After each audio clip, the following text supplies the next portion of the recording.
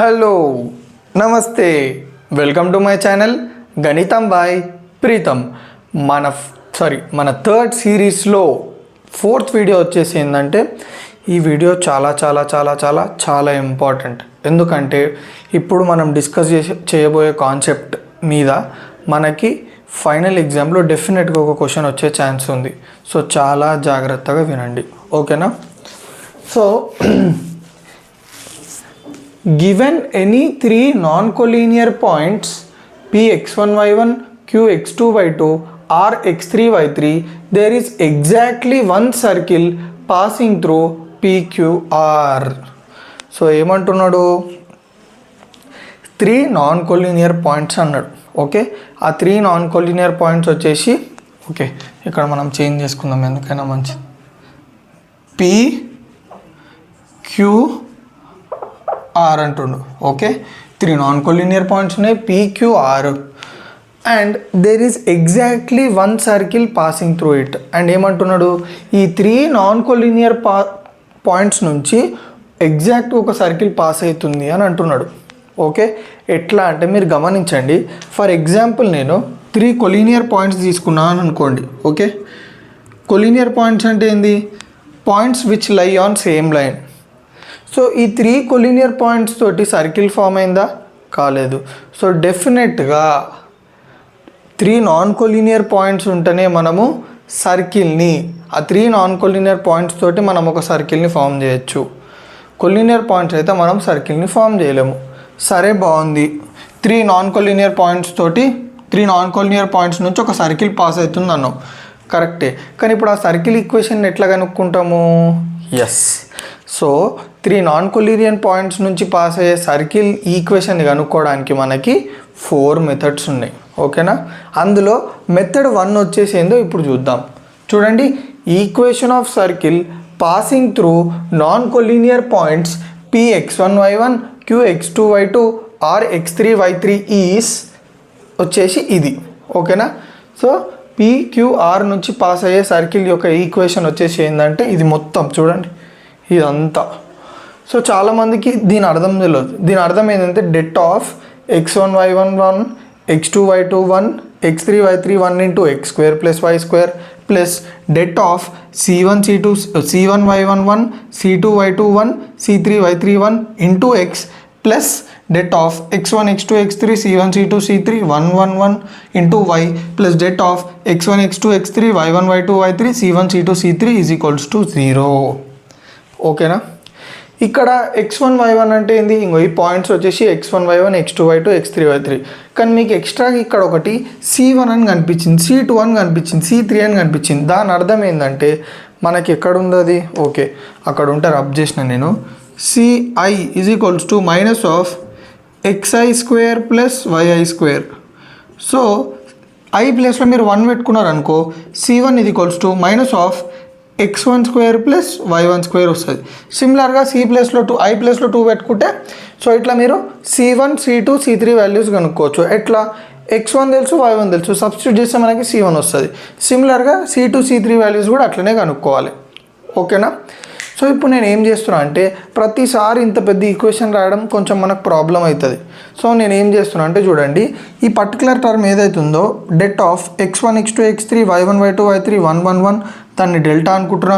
ఈ total term నేను అంటే x కోఎఫిషియంట్ని నేను డెల్టా x అనుకుంటున్నా, y యొక్క కోఎఫిషియంట్ని నేను డెల్టా y అనుకుంటున్నా, ఇక్కడ కాన్స్టెంట్ ఏదైతుందో దాన్ని నేను డెల్టా c అనుకుంటున్నా. సో ఇట్లా అనుకున్న తర్వాత మనకి ఈక్వేషన్ ఎట్లయితే చూడండి, దీని మొత్తం ప్లేస్లో నేను డెల్టా పెట్టొచ్చా? So delta into x square plus y square plus దీన్ని ఏమనుకున్నాం మనము? డెల్టా x కదా. So delta x into x plus y coefficient ఏమనుకున్నాము? Delta y into y plus delta c is equals to 0. So ఇప్పుడు నేను ఏం చేస్తున్నా అంటే డెల్టా తోటి డివైడ్ చేస్తున్నా మొత్తం ఈక్వేషన్ని డెల్టా తోటి. సో బై డెల్టా వేస్తే ఏమొస్తుంది మనకి చెప్పండి? డెల్టా క్యాన్సిల్ అయిపోతుంది. ఒకసారి ఆ స్టెప్ కూడా ఇద్దాం, దాంట్లో ఏముంది?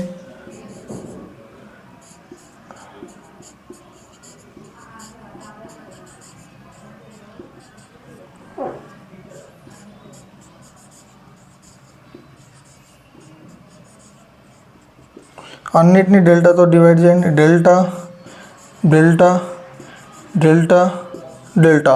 సో సో ఈ డెల్టా క్యాన్సిల్ అయిపోతుంది కదా, అప్పుడు మిగిలేదే మనకి ఇది. సో మీ క్లారిటీ కోసం నేను అది చేసిన. So x² + y² + Δx/Δ into x plus Δy/Δ into y plus Δc/Δ = 0. So ఇది ఒక మెథడ్ మనం వాడతాం. కానీ మనము ప్రాబ్లమ్స్లో ఈ మెథడ్ మనము అంత ఏమంటారు అంత ప్రిఫర్ చేయము. ఓకేనా? సో క్లియర్గా అర్థమైంది కదా? ఓకేనా? సో ఇప్పుడు మనము మన సెకండ్ మెథడ్, ఓకే, సెకండ్ మెథడ్ని ఎట్లా యూజ్ చేస్తామో ఏమంటారు ఈ సర్కిల్ ఈక్వేషన్ కనుక్కోనికే డీటెయిల్గా చూద్దాం. So equation of circle passing through non collinear points PQR. So ఈ 3 పాయింట్స్ నుంచి పాస్ అయ్యే సర్కిల్ ఈక్వేషన్ సెకండ్ మెథడ్ ఎట్లా అంటే మనం ఏమనుకుంటామంటే మనం కనుక్కోవాల్సిన ఈ సర్కిల్ ఈక్వేషన్ ఏదైతుందో దాన్ని s = 0 అనుకుంటున్నాయి. s = 0 అంటే ఏంది గుర్తు తెచ్చుకోండి నోటేషన్స్లో. It represents general equation of circle. So general equation of circle వచ్చేసి ఏంది x² + y² + 2gx + 2fy + c = 0. So మనం కనుక్కోవాల్సిన సర్కిల్ యొక్క ఈక్వేషన్ ఇది అనుకున్నా. సో నెక్స్ట్ నేను ఏం చేస్తున్నా అంటే చూడండి, since px1y1 qx2y2 rx3y3 lie on s = 0. కరెక్టా కదా? ఇప్పుడు నేను ఈ సర్కిల్ ఈక్వేషన్ ఇది అనుకుంటే ఇప్పుడు ఈ సర్కిల్ మీద P పాయింట్ ఉంది, Q పాయింట్ ఉంది, R పాయింట్ ఉంది. అంటే దాని అర్థమైంది ఆ సర్కిల్ ఈక్వేషన్లో నేను ఈ 3 పాయింట్స్ని సబ్స్టిట్యూట్ చేసుకోవచ్చా చేసుకోలేనా? ఎస్, చేసుకోవచ్చు. సో నేను ఏం చేస్తున్నా px1y1 lies on s = 0. So లై అవుతుంది కాబట్టి ఆ x1y1ని సర్కిల్ ఈక్వేషన్లో పెట్టుకున్నా, దాన్ని ఈక్వేషన్ 1 అనుకున్నా. సిమిలర్గా qx2y2 కూడా సర్కిల్ మీద ఉంది కాబట్టి ఆ పాయింట్ని కూడా సబ్స్టిట్యూట్ చేసుకున్నా ఈ ఈక్వేషన్లో. సో దాన్ని ఈక్వేషన్ 2 అనుకున్నా.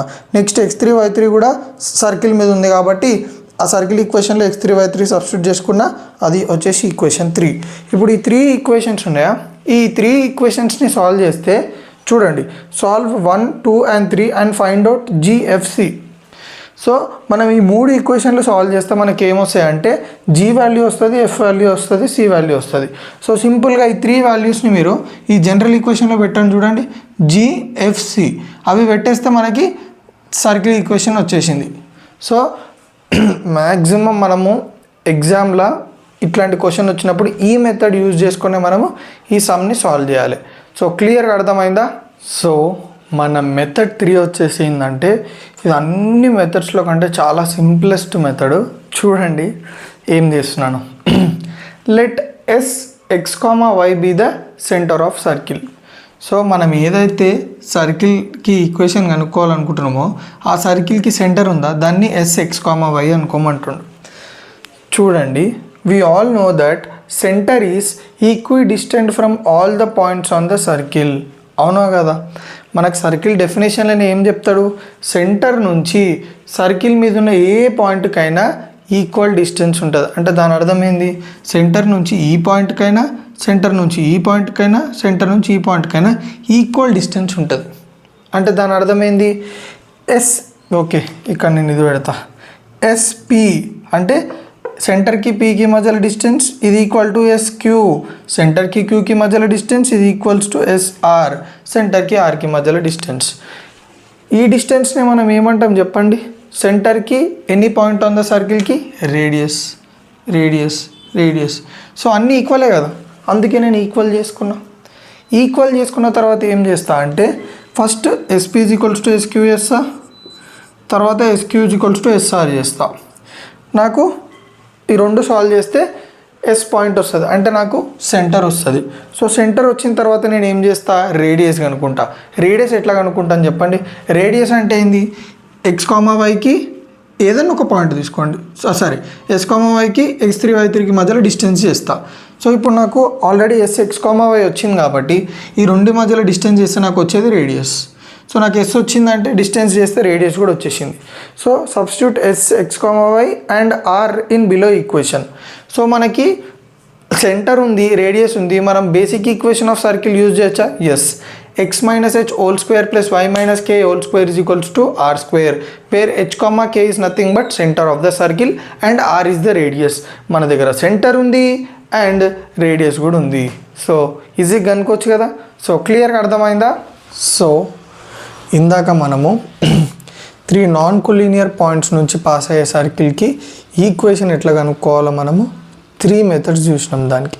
సో ఇప్పుడు ఏం చేస్తున్నామంటే ఆ క్వశ్చన్ మీద ఆ కాన్సెప్ట్ మీద ఒక ప్రాబ్లం చేద్దాం, ఓకేనా. సో ఫస్ట్ క్వశ్చన్ ఏందో చూద్దాం. Find equation of circle passing through points 2,1, 5,5, -6,7. So ఏం కనుక్కోమంటుండు మనల్ని? సర్కిల్ యొక్క ఈక్వేషన్ కనుక్కోమంటుండు. ఆ సర్కిల్ ఎట్లుంది? ఆ సర్కిల్ వచ్చేసి ఈ 3 పాయింట్స్ నుంచి పాస్ అవుతుంది అన్నాడు. సో మనం డిస్కస్ చేసిన కాన్సెప్టే. సో 3 నాన్ కొలినియర్ పాయింట్స్ నుంచి పాస్ అయ్యే సర్కిల్ యొక్క ఈక్వేషన్ని మనము 3 మెథడ్స్ యూజ్ చేసి కనుక్కోవచ్చు, ఓకేనా. అందులో మనము most used and most simple method వాడదాం, ఓకేనా. అది వచ్చేసి ఏంటంటే మెథడ్ 2. సో మెథడ్ 2 ఎట్లా చేస్తాం మనము? సో మెథడ్ 2లో మనం ఏదైతే సర్కిల్కి ఈక్వేషన్ కనుక్కోవాలనుకుంటున్నామో ఆ సర్కిల్ ఈక్వేషన్ని S = 0 అనుకుంటాం. S = 0 అంటే ఏంది? It represents general equation of circle. So ఆ general equation of circle equation ఏంది? x² + y² + 2gx + 2fy + c = 0. So చూడండి, let the required equation of circle be S = 0. So అది వచ్చేసి దాని జనరల్ ఈక్వేషన్, ఓకే. సో ఇప్పుడు నేను ఏం చేస్తున్నా అంటే జాగ్రత్తగా చూడండి. సో ఇప్పుడు మన సర్కిల్కి ఏదైతే ఈక్వేషన్ ఉందో ఆ ఈక్వేషన్ని నేను ఇది అనుకుంటున్నా, ఓకేనా. మనం కనుక్కోవాల్సిన సర్కిల్కి ఈక్వేషన్ ఇది అనుకుంటున్నా. ఇప్పుడు నేను ఏం చేస్తున్నా అంటే సర్కిల్ మీద ఈ 3 పాయింట్స్ ఉన్నాయా లేదా అంటే దాని అర్థం ఏంది? ఆ సర్కిల్ మీద 3 పాయింట్స్ ఉన్నాయంటే ఆ పాయింట్స్ ఆ సర్కిల్ ఈక్వేషన్ని సాటిస్ఫై చేస్తున్నట్టే కదా. ఎస్, చూడండి, since 2,1 lies on S = 0, therefore S of 2,1 = 0. దీని అర్థం ఏంటంటే ఈ పాయింట్ అనేది, ఈ 3 పాయింట్స్ అనేవి ఈ సర్కిల్ ఈక్వేషన్ని సాటిస్ఫై చేస్తున్నాయి. సో సబ్స్టిట్యూట్ చేయండి. ఫస్ట్ నేను 2,1 సబ్స్టిట్యూట్ చేస్తున్నా. x² + y² + 2gx + 2fy + c = 0. x ప్లేస్లో 2, y ప్లేస్లో 1 పెట్టండి. 2² + y² అంటే 1² ప్లస్ 2gx అంటే 2g × x ప్లస్లో 2 ప్లస్ 2fy అంటే 2 × f × y ఎంత 1 ప్లస్ c = 0. 2² ఎంత 4, 1² ఎంత 1, 2g × 2 ఎంత 4g ప్లస్ 2f × 1 ఎంత 2f ప్లస్ c = 0. సో 4 + 1 ఎంత 5. సో 4 + 1 వచ్చేసి 5 కాబట్టి మిగతాదంతా యాజ్ ఇట్ ఈజ్ రాసిద్దాం. 4g + 2f + c, 4 + 1 5 కాబట్టి 5. సో మొత్తానికి ఇది వచ్చేసి ఈక్వేషన్ 1 అనుకుందాం మనం. సిమిలర్గా 5,5 అనే పాయింట్ కూడా సర్కిల్ మీదనే ఉంది కాబట్టి నేను ఆ పాయింట్ని సర్కిల్ ఈక్వేషన్లో పెట్టుకోవచ్చా? Yes. x² + y² + 2gx + 2fy + c = 0. ఇందులో నేను 5,5 పెట్టుకుంటున్నా. చూడండి, 5² + y² అంటే 5² ప్లస్ 2gx అంటే 2 × g × 5 ప్లస్ 2fy అంటే 2 × f × 5 ప్లస్ c = 0. 5² అంటే 25 ప్లస్ 5² అంటే 25 plus 2 × 5 10, 10 × g 10g plus 2 × 5 10, 10 × f 10f plus c = 0. So చూడండి, 25 + 25 అంతా 50. నేను అది లాస్ట్కి రాసుకున్నా, మిగతాదంతా నేను రాసేసుకున్నా as it is. 10g plus 10f plus c plus 50 = 0. ఇది వచ్చేసి ఈక్వేషన్ 2. నెక్స్ట్ ఈ -6,7 అనేది కూడా S = 0 మీద ఉంది కాబట్టి దాన్ని కూడా ఈక్వేషన్లో సబ్స్టిట్యూట్ చేద్దాం. Since -6,7 lies on S = 0, S of -6,7 = 0. Substitute చేయండి. x² -6² y² 7² ప్లస్ 2gx అంటే 2 × g × -6 ప్లస్ 2fy అంటే 2 × f × 7 ప్లస్ c = 0. -6² అంటే 36 ప్లస్ 7² అంటే 49, 2 × -6 -12 × g -12g 2f × 7 అంటే 14f ప్లస్ c = 0. సో ఇక్కడ చూడండి, 36 + 49 అంటే ఎంత 85. సో మిగతాదంతా యాజ్ ఇట్ ఈజ్ రాసేస్తాం. -12g plus 14f plus c plus 85 = 0. అది వచ్చేసి ఈక్వేషన్ 3. ఓకేనా, మనకి 3 ఈక్వేషన్స్ వచ్చినాయి. సో ఇప్పుడు మనం ఏం చేస్తామంటే ఈ 3 ఈక్వేషన్స్ని యూజ్ చేసుకొని అల్టిమేట్గా మనం ఏం చేయాలి? ఈ పర్టికులర్ సర్కిల్ ఈక్వేషన్లో మనకు అన్నోన్స్ ఏంటి చెప్పండి? g, f, c. సో మనం ఈ ఈక్వేషన్స్ని యూజ్ చేసి g value, f value, c value కనుక్కోవాలి. సో ఎట్లా కనుక్కుంటానో చూడండి.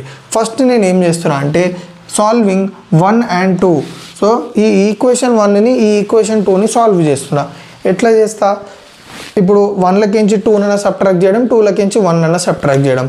సో చూడండి 4g + 2f + c + 5 = 0, 10g + 10f + c + 50 = 0. నేను ఏం చేస్తున్నా అంటే 1లకించి 2ని సబ్ట్రాక్ట్ చేస్తున్నా. ఎట్లా సింపుల్గా ఇక్కడ ఎక్కడైతే సింబల్స్ ఉన్నాయో ఆ సింబల్స్ని చేంజ్ చేయాలి మనం సెకండ్ ఈక్వేషన్లో. Plus minus plus minus plus minus plus minus.